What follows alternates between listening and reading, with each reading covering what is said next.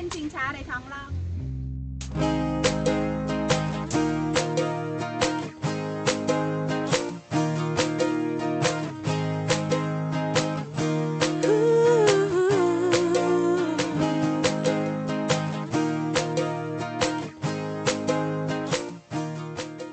การ์เด้นฮัส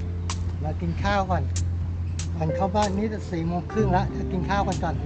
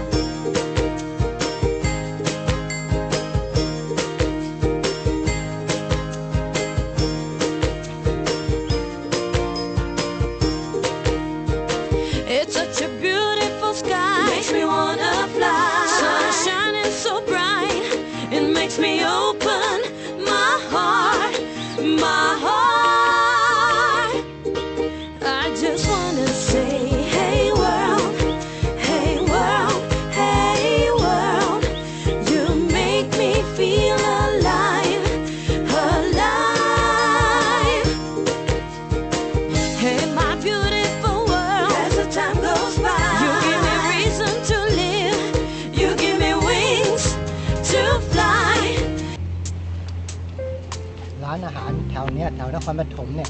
สไตล์เดียวกันหมดคือเป็นสวนเก่าแล้วก็ทำร้านอาหารแล้วตั้งเป็นซุ้มๆขายข้าวขายน้ำแล้วก็มีเรือให้พาย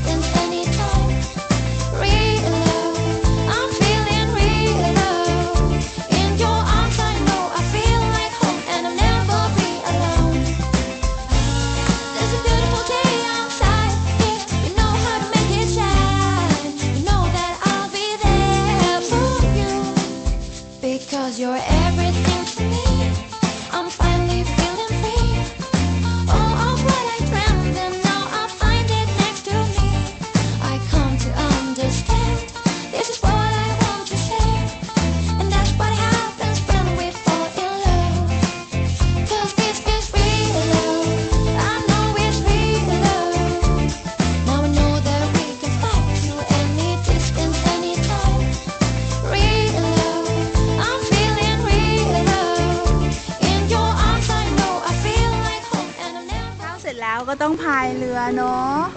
กำลังกายหน่อยคนบางคนก็แปลกเนาะเขาชอบทำโน้นทำนี่แอคทิวิตี้เยอะแยะ นั่งเฉยๆไม่เอาอยากพายเรือเอาขัดท้ายซ้ายขัดท้ายขวาเข้าล่องสวนแล้ว